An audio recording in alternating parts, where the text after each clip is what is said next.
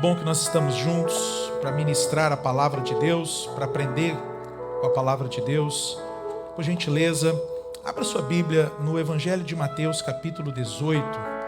Evangelho de Mateus, capítulo 18, nós vamos ler a partir do verso 21. A palavra do Senhor diz assim: Então Pedro, aproximando-se, lhe perguntou: Senhor, até quantas vezes meu irmão pecará contra mim, que eu lhe perdoe?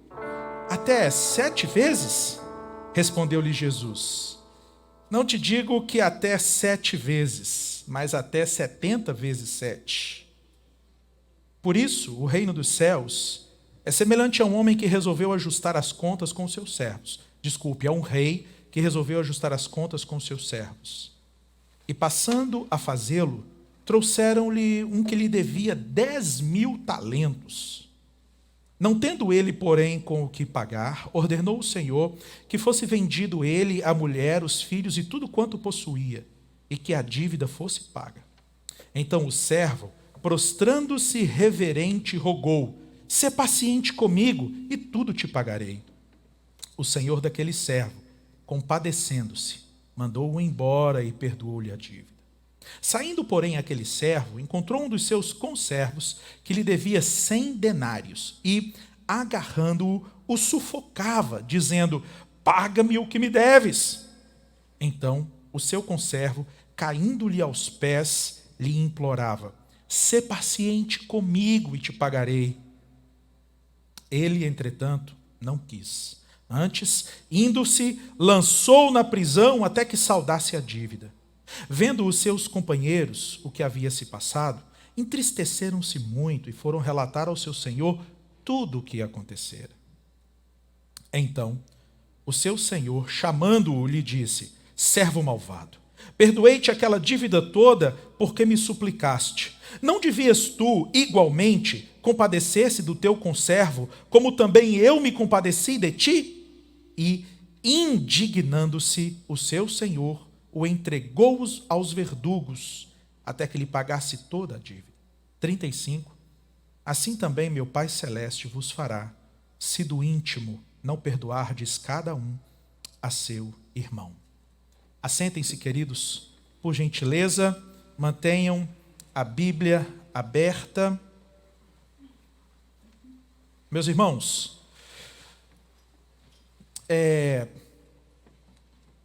Existe uma história, e essa história é uma história verídica, né?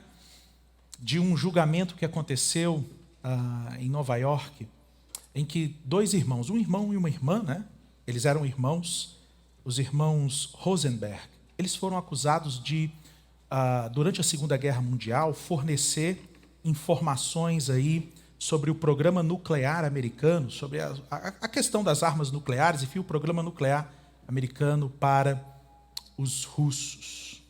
Bom, e aí eles foram presos, foi um julgamento bem longo, muita gente assim, foi muito comentado no mundo inteiro esse julgamento, e aí um julgamento me parece que durou 2 anos, se não me falha a memória ao todo. Então, no final ali, do último momento que o advogado de defesa desses que estavam sendo acusados de espionagem, né? Então, depois de fazer uma longa defesa, depois que ele vai terminar ali, eu não sei o nome certo, talvez seriam as suas considerações finais, a última coisa que o advogado deles tinha a dizer era assim, que tinha a dizer, e a última coisa que ele disse para o juiz, né, para as pessoas que estavam ali é: Senhor juiz, tudo o que eles pedem é justiça. Que seja feita justiça. E o juiz chamado Irving Kaufman, ele disse assim: o que você está pedindo é justiça.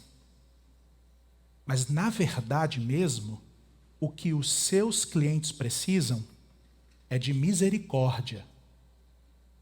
E esse tribunal não trabalha com misericórdia. Você está pedindo justiça, mas o que eles precisam mesmo é misericórdia. E esse tribunal não tem misericórdia para dar. Irmãos, Isso foi em 53, se não me falha a memória, né?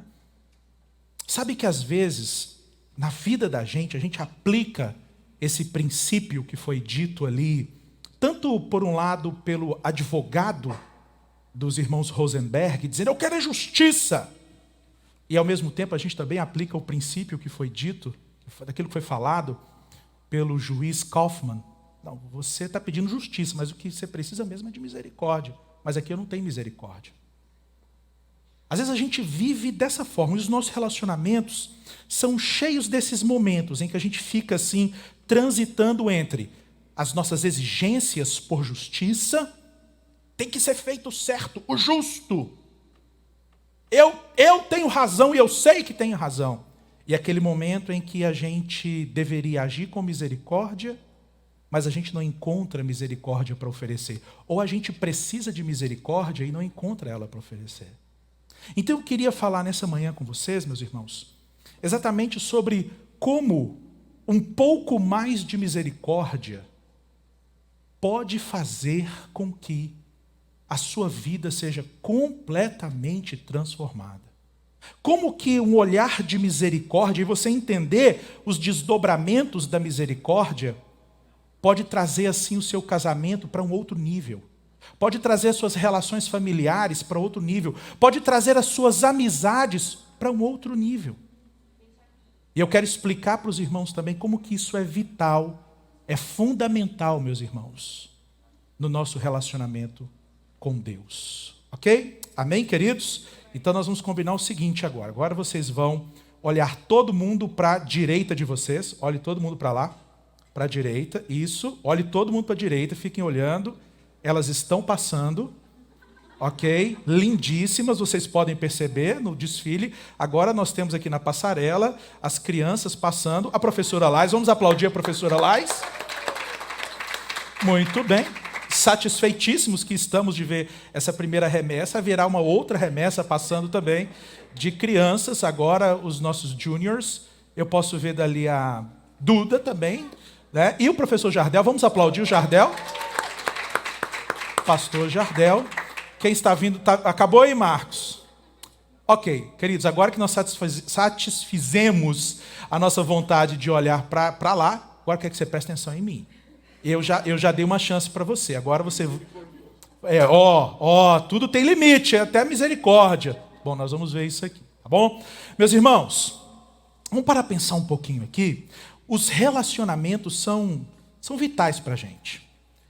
Provavelmente, se você não é uma pessoa que vive, não tem saúde nos seus relacionamentos, todas as outras áreas da sua vida, de alguma forma também, estão comprometidas. Então você diz, Linderson, mas e aquelas pessoas, por exemplo, que não têm amigos, mas têm muita grana? Então, a vida social dessas pessoas, os relacionamentos dessas pessoas estão comprometidos, mas a vida financeira dela está bem.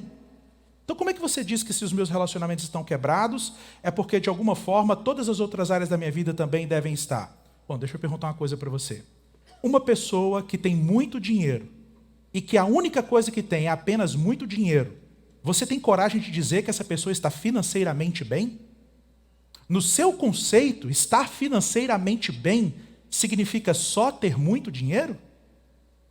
Com certeza não. Uma pessoa que tem muito, muito dinheiro e não consegue colocar, inclusive, esse dinheiro que tem para abençoar as pessoas que estão ao seu redor, para ser consolo, para ser provisão de Deus na vida das pessoas que estão próximas a ele ou a ela, não está financeiramente bem. O sujeito, ele não está financeiramente bem, ele não é próspero. Ele é só uma pessoa com muito dinheiro. Eu diria até que ele é só mais um de milhares e milhares e milhões de miseráveis que estão cheios da grana. Então, os nossos relacionamentos, a maneira como a gente vive os nossos relacionamentos, diz muito a respeito de como está a nossa vida espiritual. Bom, e esse era um assunto muito importante para Jesus e para os discípulos dele. Era um assunto tão importante que aqui em Mateus capítulo 18, ali a partir do versículo 15, Jesus começa a falar, está falando uma série de questões sobre a ovelha perdida, aqueles que se perdem, enfim, e aí Jesus diz assim, vai ensinar para aqueles discípulos Como a gente tem que tratar alguém que fez alguma coisa errada para a gente? Aí Jesus diz assim, olha, se o teu irmão pecar contra ti, você faz... E aí Jesus explica todo um movimento de reconciliação. Vai lá, procura ele, se ele não quiser falar, você vai, leva alguém com você, e se ele não quiser, você vai e chama os outros irmãos, para quê? Para que todo mundo veja que você iniciou um movimento de reconciliação. Aí o Pedro, é sempre o Pedro. Oh, ok. Tá bom, verdade. Então, irmãos, é porque eu convivo com o Osias. E eu não podia perder essa oportunidade. Ok, claro. Sorry, Frank. E Nicole também, que está nos ajudando na tradução.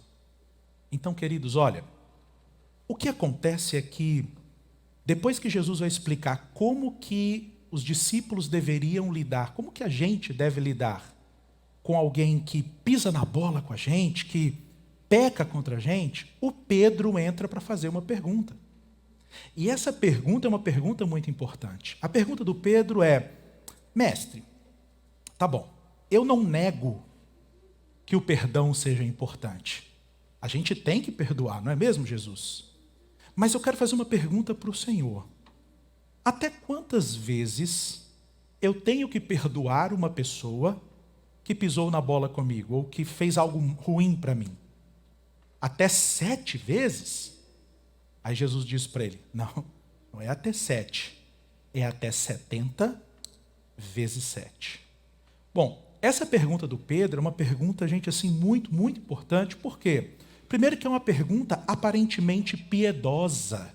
É uma pergunta, assim, de uma pessoa que parece que aparentemente quer exercer algum tipo, assim, dar algum tipo de testemunho, de dizer, olha como eu sou uma pessoa piedosa. Mestre, eu não nego que eu tenha que perdoar. A pergunta é, quantas vezes eu tenho que perdoar? E é interessante porque ele faz essa pergunta, mas ele não faz essa pergunta isento. Ele tem uma resposta, ou ele tem uma sugestão dentro dele. E essa sugestão dentro do Pedro, gente, não era uma sugestão qualquer, não. Poxa, 7 vezes? Aquilo? Pois é, em um dia. Essa era como eu posso dizer, aquilo que as pessoas de bem da época do Pedro e de Jesus ensinavam isso. Que você deve perdoar uma pessoa até 7 vezes no dia. E isso era um sinal de muita piedade, de que você era uma pessoa 100%.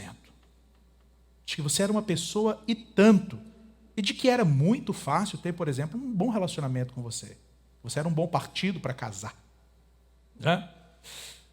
Bom, gente, essa pergunta do Pedro é uma pergunta muito importante porque ela reflete algo. O que essa pergunta reflete? Essa pergunta reflete a tendência que nós temos de construir relacionamentos e lidar com as pessoas que estão perto da gente a partir do nosso parâmetro de justiça ou das nossas regras de justiça, de perdão e de misericórdia. Então, o que Pedro está dizendo para Jesus é, Jesus, até quanto, né, eu tenho que ser misericordioso com a minha esposa antes de dizer para ela que eu estou saindo de casa e vou me divorciar? Em linhas gerais, gente, é isso. A oração da irmã Ana Paula aqui, que ela fez há pouco, nós não estamos falando com o ar, nós vamos orar a um Deus. Eu vou pegar esse princípio e vou transportar esse princípio para aquilo que a gente está falando aqui. Quando a gente escuta algum pregador ensinando sobre perdão, sobre misericórdia, sobre justiça, sobre essas coisas, gente, não são palavras que estão soltas, pairando no ar. Essas coisas têm que ter uma forma. Então, quando Jesus estava falando aqui sobre perdão e misericórdia, ele estava falando com Pedro, mas esse princípio está aqui na Bíblia para ser aplicado ao nosso dia a dia. Quem sabe se o Pedro tivesse aqui, vivendo os nossos dias, ele diria, Senhor, até quantas vezes eu tenho que atender o telefone daquele meu cunhado chato, ou daquele meu familiar que me traiu, que pisou na bola comigo? Até quando, Senhor, eu tenho que dar uma chance para ele? Até quando eu tenho que oferecer uma chance para quem pisa na bola comigo? Essa é uma pergunta muito importante. E por que essa é uma pergunta muito, muito importante, meus irmãos? Porque muitas vezes os nossos problemas de relacionamento, seja conjugal, seja com os amigos, ou mesmo com os filhos, com os irmãos da igreja, diz respeito a uma coisa. Esses problemas todos, eles muitas vezes estão relacionados a um problema. Qual que é o problema? Você estabeleceu uma regra para os seus relacionamentos, e essa regra que você estabeleceu é uma regra que está prejudicando a sua vida e a vida de quem está perto de você. Você colocou uma vara para medir um padrão, e esse padrão é um padrão defeituoso.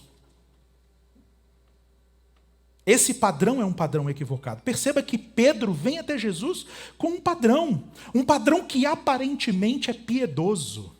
Poxa, 7 vezes? Senhor, até quantas vezes eu vou perdoar o meu filho e agir com misericórdia com ele antes de soltar os cachorros para cima dele? 7 vezes, Senhor. Quantas chances eu vou dar para aquela pessoa depois que ela pisar na bola comigo? 7 vezes, Senhor. Aí Jesus está dizendo assim, deixa eu só explicar uma coisa para você, Pedro. Esse padrão que você está usando para entender ou para construir os seus relacionamentos, esse padrão é um padrão muito pequeno. Você não entendeu, Pedro, o que eu estava falando até agora sobre perdão, sobre reconciliação. E eu vou contar uma história para você. E foi essa história que nós lemos. Jesus contou essa história para responder à pergunta de Pedro. Qual é o limite de misericórdia que eu uso para com o meu semelhante? Qual é o limite do perdão que eu coloco à disposição do meu próximo? Até quando, Senhor, eu tenho que ser compassivo? Sim, Senhor, porque eu quero até perdoar. Talvez você já tenha escutado isso de alguma forma, né? Olha aqui. Eu quero até perdoar, mas eu não sou bobo não, tá? Eu quero até perdoar. Eu sou crente. Gente, eu sou crente, mas eu não sou bobo não. Já até escutei assim. Eu sou crente. Dou um boi para não entrar numa briga. Mas dou uma boiada também para não sair. Eu queria ver como é que a Nicole vai traduzir isso. Não é incrível isso? Olha, nós vamos aprender. Nós vamos aprender a pregar melhor para trabalhar em conjunto com os nossos queridos que estão traduzindo. Nós vamos aprender, o Espírito Santo vai nos capacitar em nome de Jesus. Então Jesus vai dizer assim, Pedro, essa pergunta que você fez aí sobre até quando a gente tem que ser misericordioso e perdoar, eu vou te contar uma história. Quando você for ler uma parábola na Bíblia Sagrada, você lembre sempre disso. Alguém chegou para Jesus, ou Jesus viu um problema, e Jesus diz assim, deixa eu te contar um caos. Uma parábola, gente, é um caos. Sabe aquele negócio gostoso da gente, aquela conversa na varanda? Aquela conversa boa na varanda, dependendo de onde fica essa varanda, lá tem um cafezinho e um pedaço de queijo. Dependendo de onde fica essa varanda, tem uma cuia de chimarrão rodando assim, entre todos, mas uma varanda em que um caos está sendo contado. Aí Jesus é como se ele dissesse assim, senta aqui, traz a garrafa de café, eu vou te contar um caos. E Jesus passa a contar a parábola. E nessa parábola, irmãos, nós identificamos 3 movimentos muito importantes, que ensinam muito para a gente sobre misericórdia e sobre perdão. E eu queria que você, então, viesse comigo para acompanhar esses 3 movimentos nessa parábola. Jesus conta essa história, a história de um rei, ok? Um rei. E esse rei tinha muitos servos. Quem que eram esses servos? Gente, dificilmente eram servos assim que trabalhavam digamos, os servos lá que faziam trabalho braçal. porque eles tinham acesso ao rei. Então, provavelmente eram como se fossem encarregados. Servos, eram funcionários desse rei, mas eram servos assim, digamos que o rei fosse o CEO da empresa. E os servos fossem os seus líderes de departamento, seus executivos. Ok? Bom, esse rei chama os seus servos, por quê? Porque chegou a hora de prestar contas. Isso acontecia de verdade. Os reis, eles confiavam diferentes partes do seu reinado para diferentes líderes ou governadores. E de tempos em tempos os reis chamavam esses governadores para virem até eles trazer o dinheiro do imposto, o dinheiro que foi arrecadado. Ok? Bom, então esse rei chama, e logo o texto bíblico diz que se apresenta na história de Jesus, chega até ele um servo, e um servo que devia uma grana muito, muito alta. Verso 24 diz que esse servo devia 10.000 talentos. Bom, talento, gente, era uma unidade de medida e de valor lá da antiguidade. Então eu vou usar para traduzir, para a gente entender o tamanho dessa dívida, eu vou usar uma coisa que a gente conhece muito bem. Dólar, pastor, dólar? Não, eu não vou usar dólar.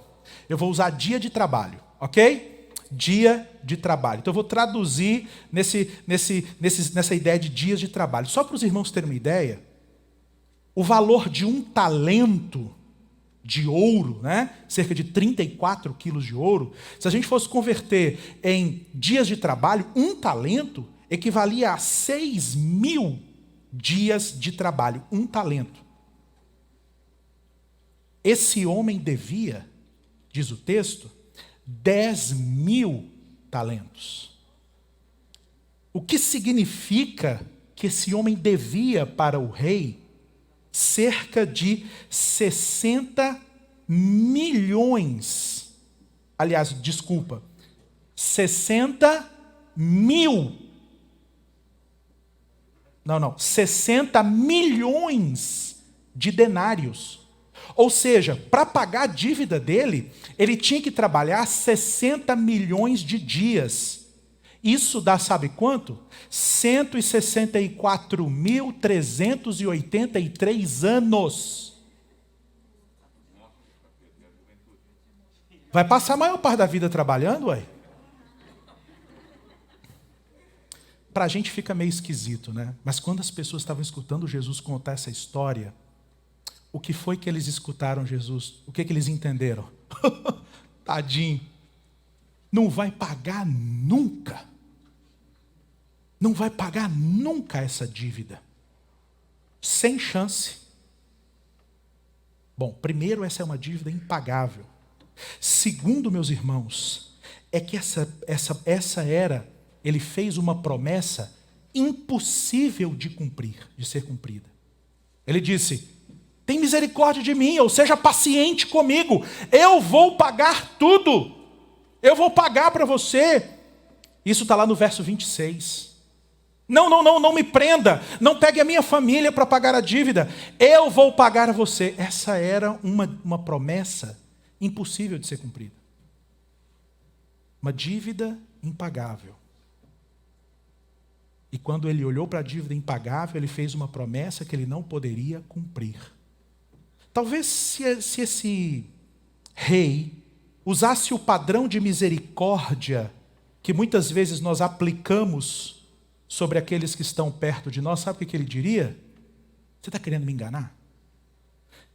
Você acha que eu sou otário? Você acha que eu caio na sua conversa fiada? Na escola, meu filho, que você está começando o kindergarten, eu já fiz o meu pós-doutor há muito tempo. Para cima de Moá. Muitas vezes é assim. Muitas vezes é com esse padrão, meus irmãos, de misericórdia, com esse padrão de compaixão que a gente se dirige para as pessoas que estão ao nosso redor. Sim, porque ao seu redor existem pessoas que estão na mesma condição que aquele servo estava diante do rei, diante de um problema que elas não dão conta de resolver sozinhas. Às vezes, o nosso cônjuge, nosso esposo ou nossa esposa, lida com dores na alma, problemas, pecados, que definitivamente falando, eles não vão conseguir resolver sozinhos. E qual que é a nossa tendência no primeiro momento? É dizer, a minha paciência acabou.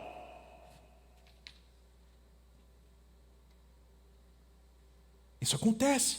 Agora, o que você precisa entender é que essa dívida impagável que esse homem tem com esse rei é igualzinho à dívida que eu e você tínhamos para com Deus. Eu e você éramos exatamente como esse homem era diante do rei. A nossa dívida para com Deus era uma dívida impagável.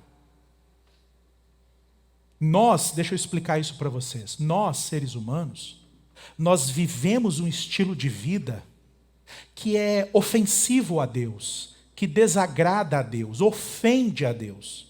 Irmãos, preste atenção no que eu vou dizer para vocês. Quando a Bíblia fala de pecado, a Bíblia não fala de uma regra que Deus estabeleceu e que você não cumpre e por isso ele fica chateado com você. O pecado não é uma regra que Deus estabelece e que você quebra essa regra e Deus fica assim, não atingiu a minha expectativa, né, cara? Não. O pecado, ele é ofensivo a Deus. Você já viu alguma coisa que apareceu diante dos seus olhos? Eu, muito curioso, em algumas situações assim, muito curiosas, acidente de trânsito, eu morei num bairro violento um tempo da minha vida, pessoas que amanheciam ali executadas, que eram executadas e amanheciam, a gente escutava o barulho de tiro e amanhã vai ter alguma coisa a caminho da escola. E aí eu saía para estudar de manhã cedo, via aquela aglomeração de pessoas, aí estava ali. E aí eu olhava, que curiosidade, uma pessoa morta ali no chão, será que foi? E aí eu eu via aquilo, olhava de perto, aquela cena era ofensiva, me agredia aquela imagem. O pecado agride a Deus, ele ofende a Deus. Para um Deus que é verdade pura, a minha mentirinha cheira mal. Para um Deus que é graça pura, a minha ganância cheira mal. Para um Deus que é santo e criou, por exemplo, o sexo para ser vivido e desfrutado com santidade, a pornografia dá náuseas. Por quê? Porque um Deus que é santo, que é puro, ele não apenas olha para o pecado como quem diz, você não atendeu a minha expectativa. Ele é ofendido. Aquilo não tem nada a ver com a natureza de Deus. E o que a gente faz, meus irmãos? Quem éramos nós, aliás? Antes de encontrarmos Jesus, nós éramos pessoas completamente mergulhados num estilo de vida ofensivo a Deus e nós tínhamos uma dívida com Ele. Entretanto, o Filho dele pagou essa dívida para nós. Entretanto, Jesus, o Filho dele, pagou essa dívida. E agora o que acontece? Todas as vezes que nós reconhecemos que pecamos, a gente diz assim, Senhor, eu reconheço que pequei, reconheço que diante do Senhor isso está cheirando mal, mas eu quero agora me voltar de novo para o Teu Filho, eu quero clamar o sangue do Teu Filho sobre mim, e aí então nós recebemos em Cristo Jesus esse perdão. Deus diz assim, eu sei que você é pecador, mas você está abraçado, está junto com o meu filho.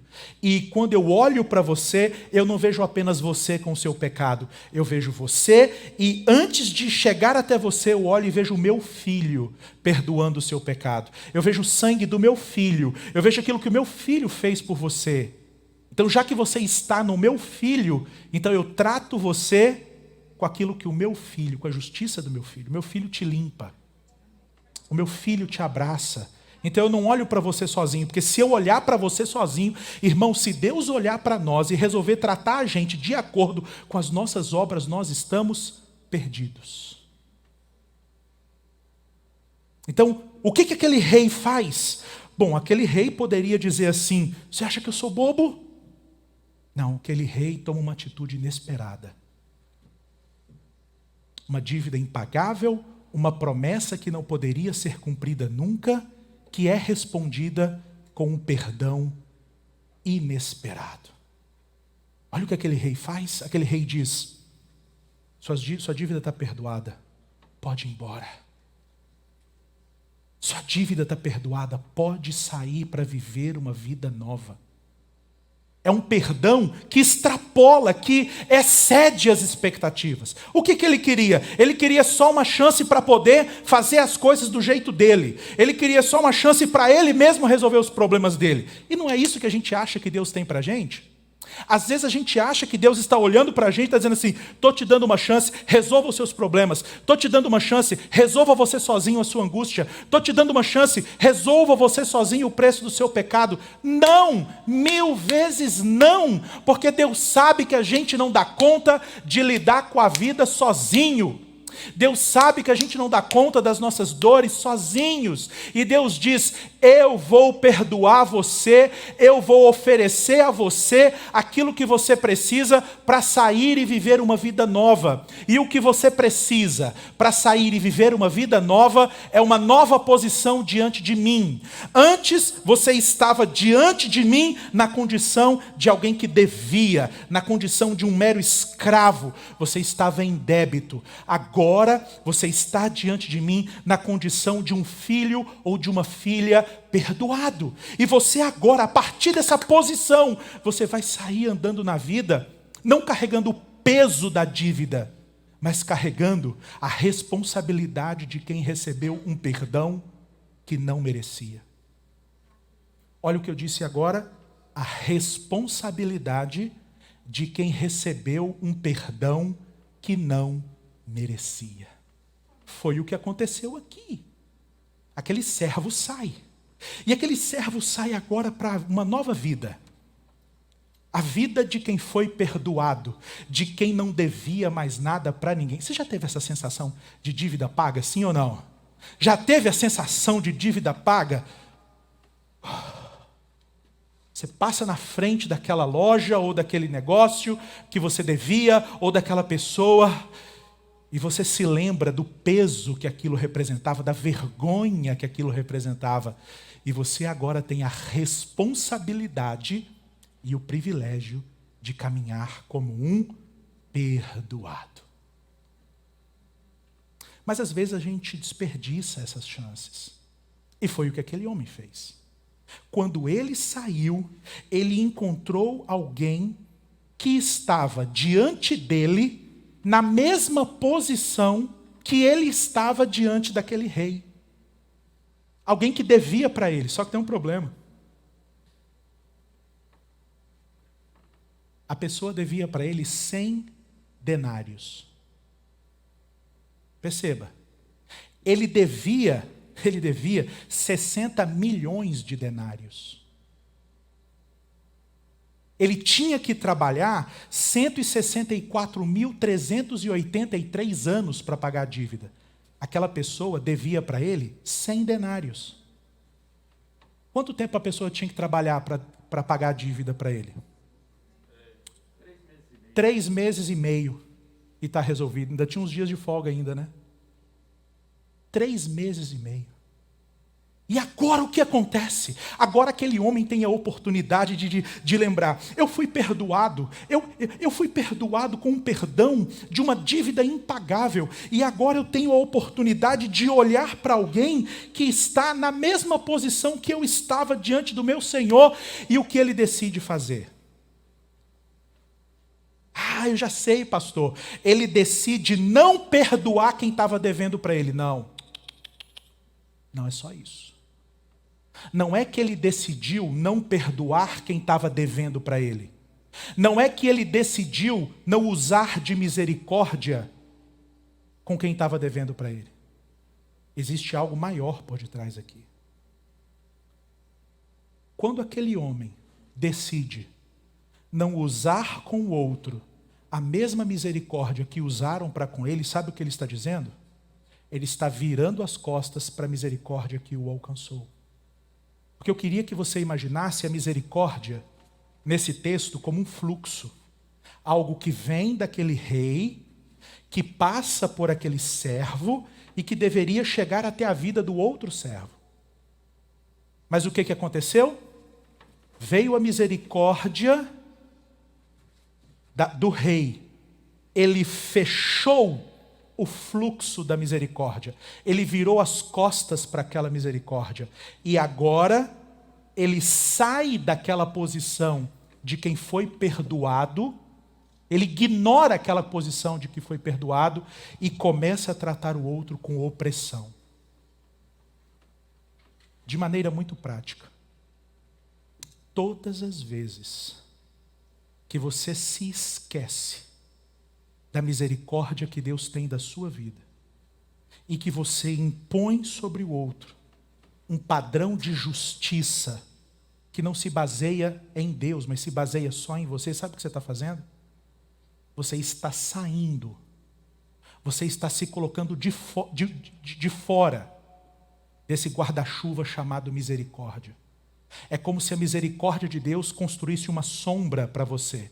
O sol causticante, o sol quente, calor, e você está aqui debaixo da misericórdia de Deus. Essa misericórdia da qual você está debaixo, ela também tem que trazer refrigério para quem está debaixo de você.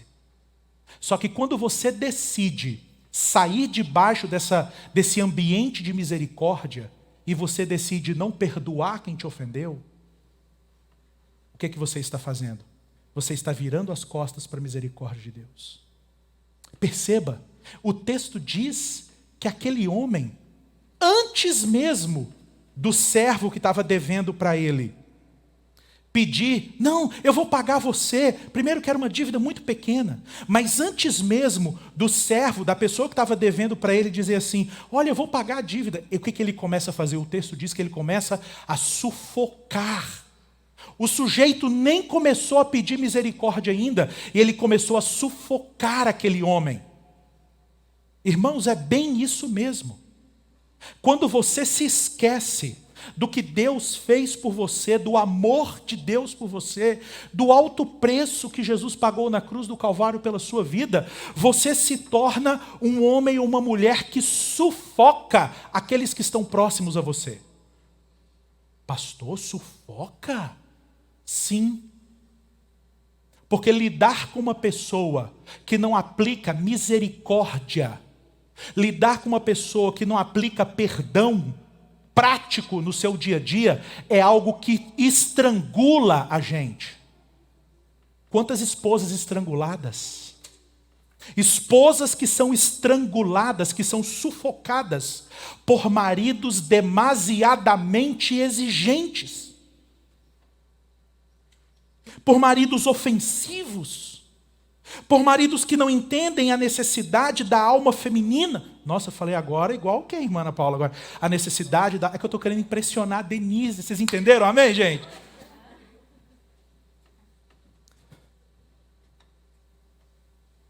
Quantos filhos sendo estrangulados por pais demasiadamente exigentes?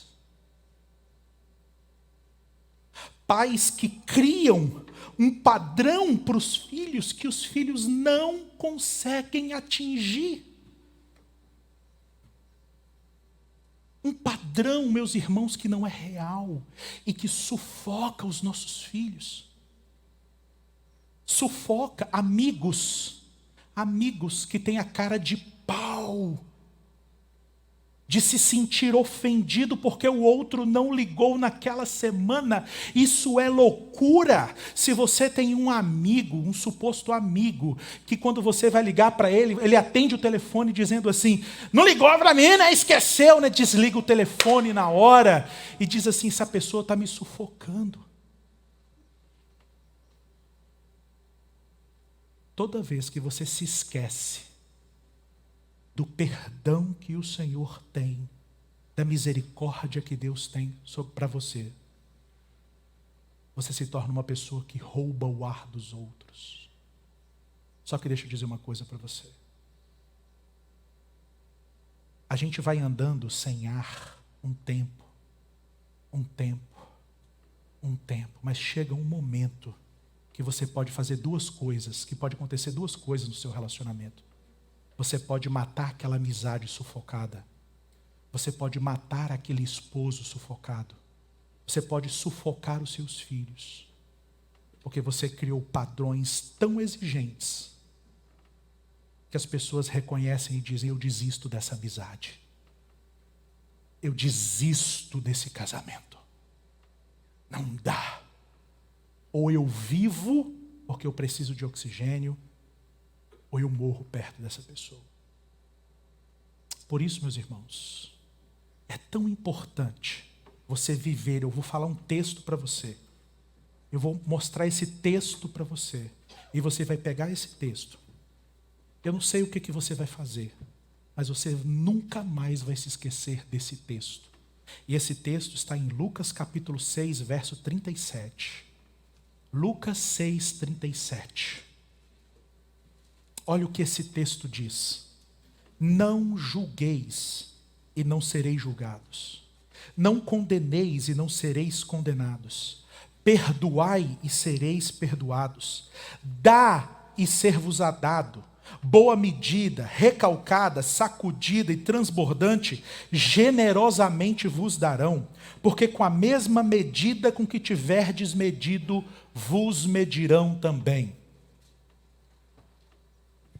Com o mesmo padrão de misericórdia e de graça que você tratar as pessoas ao seu redor, você será tratado. Deixa eu explicar isso.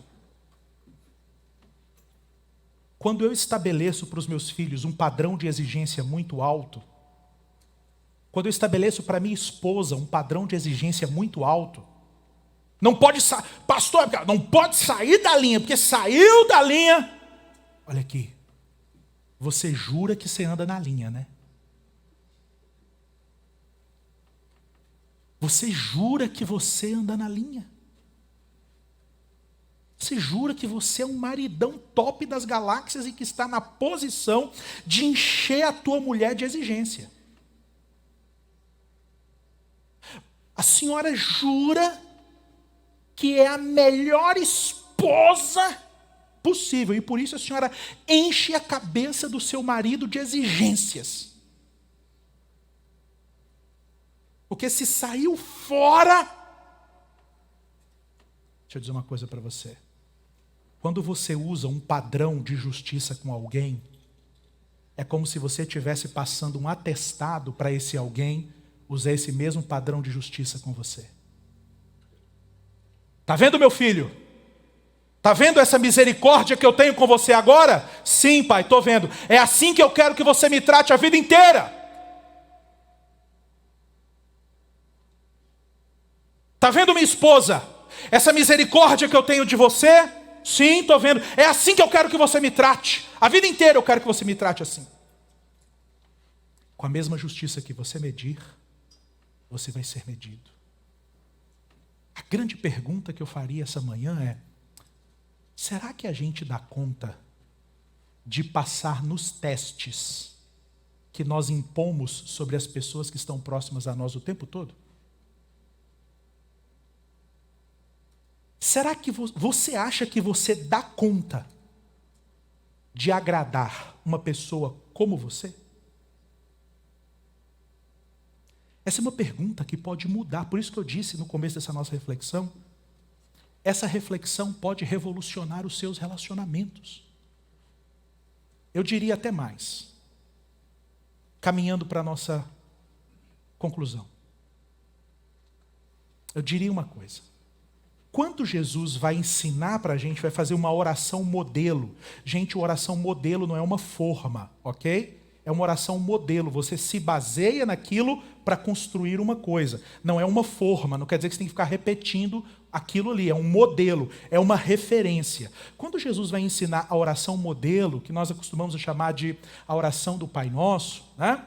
Jesus ensina essa oração e ele diz assim: perdoe as nossas ofensas, assim como nós perdoamos ou temos perdoado aos nossos devedores. Senhor, perdoe as minhas dívidas, assim como eu perdoo os meus devedores.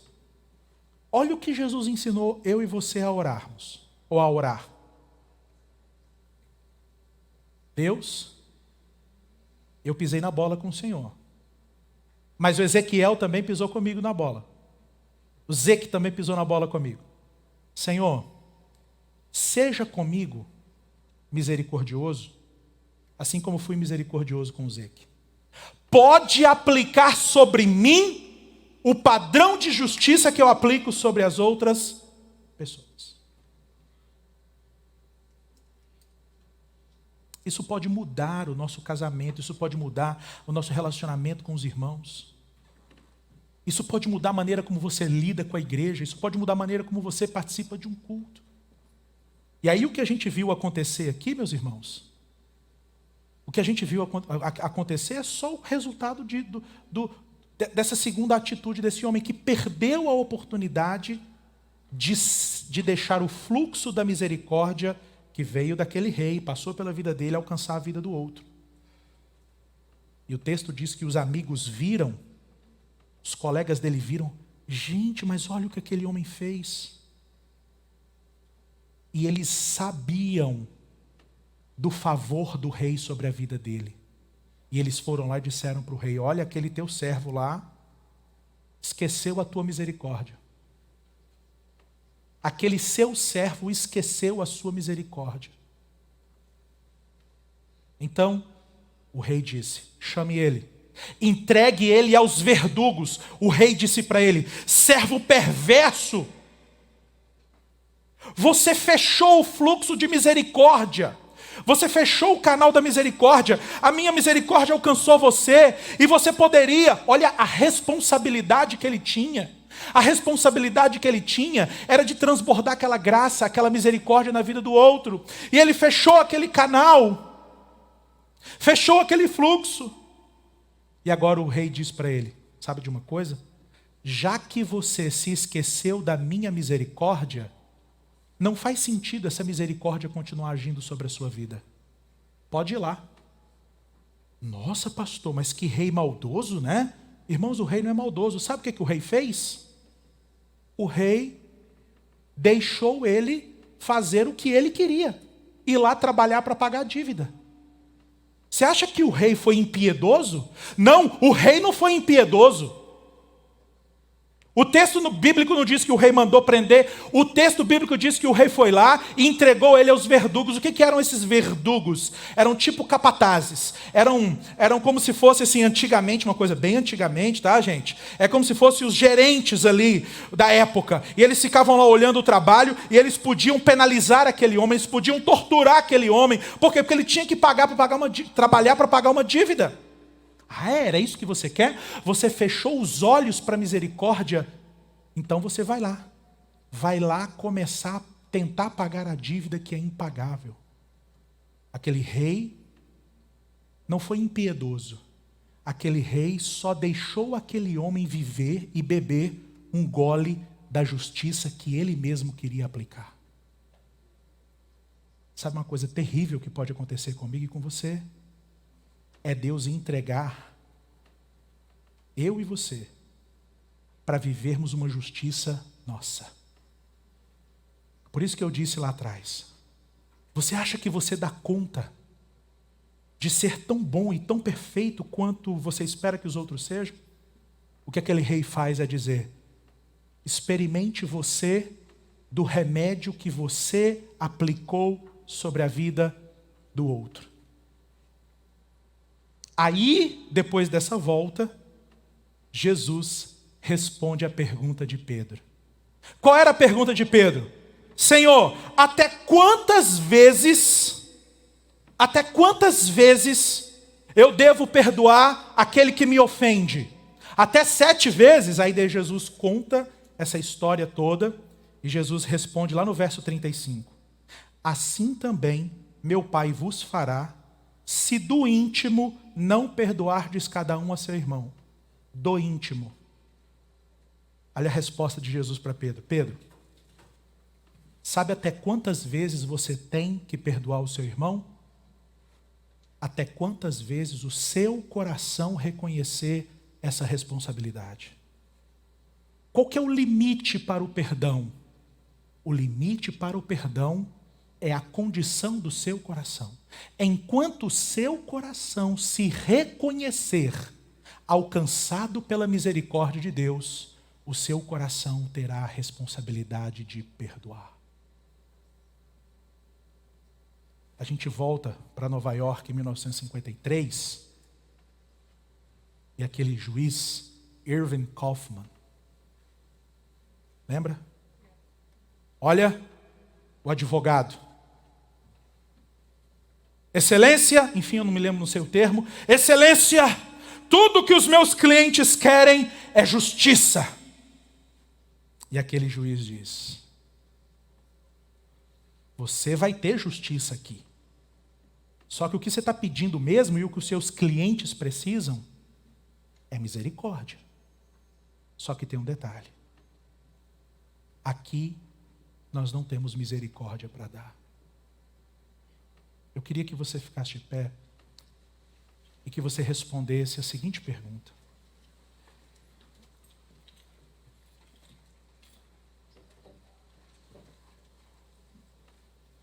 O que você identifica, encontra em Deus para responder essa pergunta, né? E a pergunta é: as pessoas que precisam, presta atenção, eu não estou falando de quem está pedindo, esse assunto é outro. Eu não estou falando de quem está pedindo misericórdia para você. Não é verdade? Não é quem está pedindo misericórdia. É quem está precisando de misericórdia. Porque tem muita gente que precisa e nem reconhece que precisa. Precisa de misericórdia, mas ainda não se arrependeu para pedir. E a pergunta é: você que conhece o peso da misericórdia, você que conhece o efeito dela, você que foi alcançado pela misericórdia de Deus, será que você não vai fazer da sua casa, do seu lar, aquele tribunal onde o juiz diz assim, e eu entendo, ele realmente não era o papel naquela hora, onde aquele juiz diz assim: aqui não tem essa misericórdia que os seus clientes precisam. Quais são os ambientes que você está disposto essa semana a dizer: Senhor, talvez até o dia de hoje,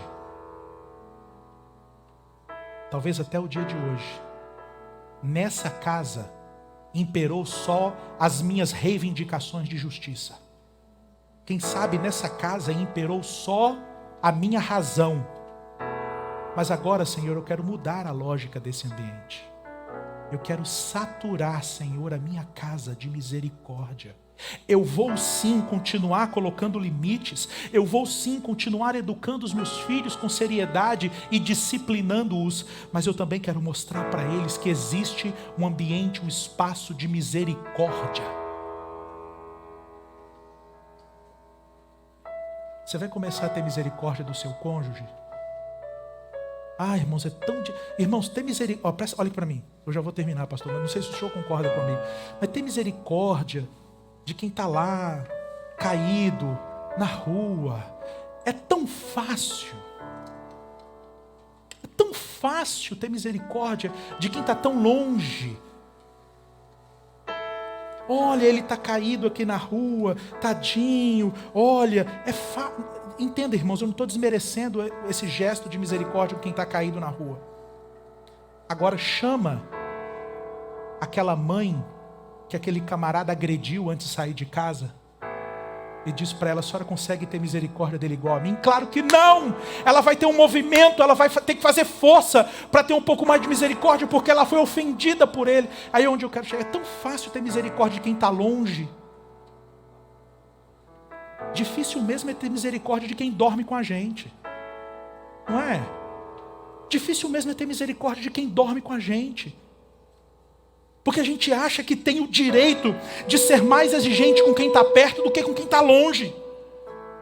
Mas não adianta você tentar exercer misericórdia e falar de amor, de compaixão, de misericórdia. Ai meu Deus, que lindo os perdidos. É lindo os perdidos, mas e aqueles que precisam de misericórdia, que estão dormindo com você, comigo, aquela pessoa.